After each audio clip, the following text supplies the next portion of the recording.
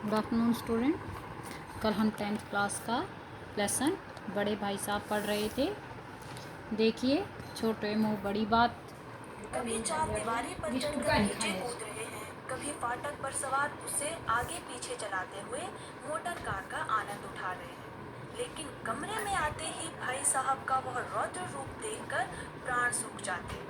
अब जो लेखक है वो कभी चार दीवारी पर चढ़कर नीचे कूद रहे होते थे और कभी जो फाटक होता है, जो गेट होता है, उस पर सवार होकर उस गेट को आगे पीछे चलाते हुए वहां पर मोटर कार का आनंद उठा रहे होते थे। ये सारी चीजें जो है लेखक मैदान में बड़े आराम से और बड़े आनंद से, बड़ी खुशी से करते थे। लेकिन जैसे ही वो कमरे में आते थे तो उन्हें वहां पर अपने भाई साहब का रौद्र रूप यानी भयानक या गुस्से वाला रूप देखना पड़ता था और उसे देखकर उनके प्राण सूख जाते थे। प्राण सूख जाना एक मुहावरा है जिसका अर्थ है बहुत बुरी तरह डर जाना। तो जब लेखक कमरे में आते थे तो क्या होता था, वहाँ भाई साहब जो है गुस्से वाला रूप लेकर खड़े होते थे और उनको देखकर लेखक के प्राण सूख जाते थे, वो बुरी तरह से डर जाते थे। उनका पहला सवाल होता, कहाँ थे? हमेशा यही सवाल इसी ध्वनि में हमेशा पूछा जाता और इसका जवाब मेरे पास केवल मौन था। ना जाने मेरे मुंह से यह बात क्यों नहीं निकलती कि जरा बाहर खेल रहा था। अब जब लेखक खेल कूद कर अपने भाई साहब के सामने आते थे तो उनका एक ही सवाल हमेशा एक ही ध्वनि में होता, कहाँ थे? और इसका जवाब लेखक कुछ नहीं दे पाते थे, वो मौन रहते थे यानी चुप ही रहते थे। लेखक कहते हैं कि पता नहीं क्यों मेरे मुंह से ये नहीं निकलता था कि मैं जरा बाहर खेल रहा था। मेरा मौन कह देता था कि मुझे अपना अपराध स्वीकार है और भाई साहब के लिए उसके सिवा और कोई इलाज ना था कि स्नेह और रोज से मिले हुए शब्दों में मेरा सत्कार करे। अब लेखक कहते हैं कि जो उनका मौन था, लेखक जो चुप्पी रखते थे, जो भाई साहब को जवाब नहीं दे पाते थे, उसका अर्थ लेखक के भाई साहब ये मान लेते थे कि लेखक को अपना अपराध स्वीकार है, अपनी गलती लेखक मानते हैं।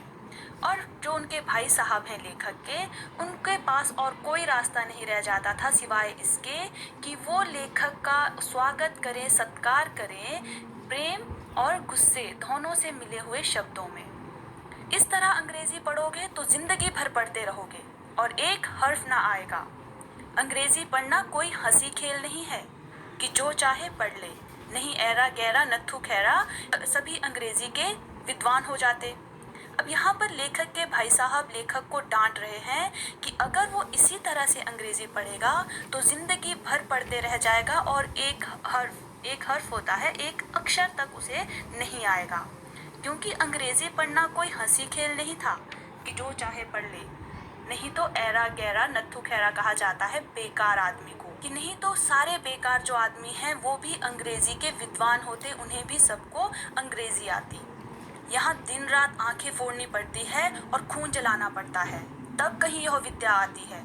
आती क्या है, हाँ कहने को आ जाती है। अब यहाँ पर लेखक के भाई साहब कह रहे हैं कि दिन रात जो है आंखें फोड़नी पड़ती है, यानी दिन रात पढ़ना पड़ता है और खून जलाना पड़ता है। खून जलाना भी एक मुहावरा है जिसका अर्थ है कड़ी मेहनत करना, कि दिन रात क्या है पढ़ना पड़ता है और बहुत कड़ी मेहनत करनी पड़ती है, तब जाके यह विद्या आती है, तब जाके कहीं अंग्रेजी आती है। और आती क्या है, मतलब आप कह सकते हो कि कहने के लिए आ जाती है। अब बड़े बड़े विद्वान भी शुद्ध अंग्रेजी नहीं लिख सकते, बोलना तो दूर रहा। और मैं कहता हूँ तुम इतने घोंगा हो कि मुझे देखकर भी सबक नहीं लेते। अब यहाँ पर लेखक के भाई साहब लेखक को बहुत ज़्यादा डांट रहे हैं कि बड़े बड़े जो विद्वान हैं या बड़े बड़े जो ज्ञानवान व्यक्ति हैं वो भी शुद्ध अंग्रेजी यानी जो सही अंग्रेजी है उसे लिख नहीं सकते, बोलना तो दूर की बात है। और लेखक के भाई साहब कहते हैं कि तुम इतने घोंगा, घोंगा कहा जाता है आलसी जीव को, जिसे इंग्लिश में स्नेल कहा जाता है, उसे कहते हैं घोंगा। तो लेखक के भाई साहब लेखक को घोंगा कह रहे हैं कि तुम इतने आलसी जीव हो कि मुझे देखकर भी, यानी लेखक के भाई साहब को देखकर भी कोई सबक यानी सीख नहीं ले रहा है। कैसी सीख?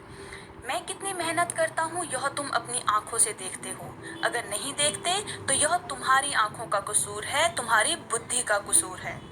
अब यहाँ पर लेखक कह रहे हैं कि तुम इतने घोंगा थे कि तुम्हें मुझे देखकर भी सबक नहीं लेते, मुझे देखकर भी सीख नहीं लेते। क्या सीख नहीं ले रहा है लेखक, कि जो लेखक के भाई साहब है वो कितनी मेहनत करते हैं पढ़ाई में, यह लेखक अपनी आंखों से हमेशा देखता ही है।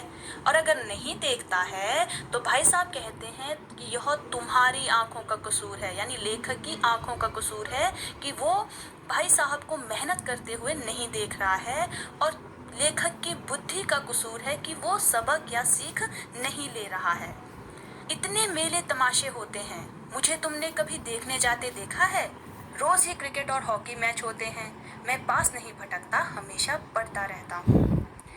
लेखक के भाई साहब कहते हैं कि कितने सारे मेले तमाशे होते हैं, क्या लेखक ने कभी उन्हें उन मेले तमाशों को देखने जाते हुए देखा है? या फिर रोज ही क्रिकेट और हॉकी के मैच होते हैं, क्या लेखक के भाई साहब उसके नज़दीक भी भटकते हैं? यानी वो ना क्रिकेट खेलने जाते हैं, ना हॉकी खेलने जाते हैं, ना ही कोई मेले तमाशे देखने जाते हैं, हमेशा पढ़ते रहते हैं।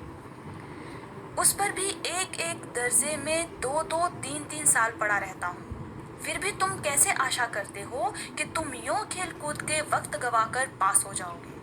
अब लेखक के भाई साहब उनसे कहते हैं कि मैं जो है एक एक दर्जे में, इतना मैं पढ़ता हूँ, इतनी मेहनत करता हूँ, फिर भी एक एक दर्जे यानी एक ही कक्षा में, एक ही क्लास में 2-2 या 3-3 साल तक पढ़ा रहता हूँ। फिर भी लेखक कैसे आशा कर सकता है, कैसे उम्मीद कर सकता है कि वो ऐसे खेल कूद कर और अपना वक्त ज़ाया करके पास हो जाएगा?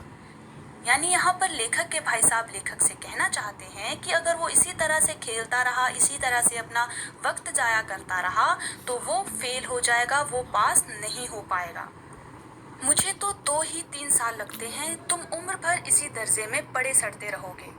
अगर तुमने इसी तरह उम्र गंवानी है तो बेहतर है घर चले जाओ और मज़े से गुल्ली डंडा खेलो।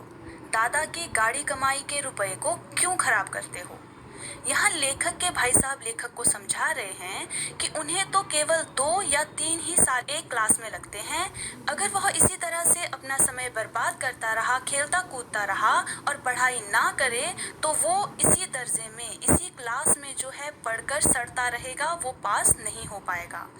और वो कहते हैं कि अगर इसी तरह उसे अपनी उम्र को गंवाना है, इसी तरह से उसे समय की बर्बादी करनी है, तो इससे बेहतर है कि वो घर चला जाए और मज़े से गुल्ली डंडा खेले, क्योंकि वहाँ उसे कोई नहीं रोकेगा, वहाँ उसे पढ़ाई नहीं करनी पड़ेगी।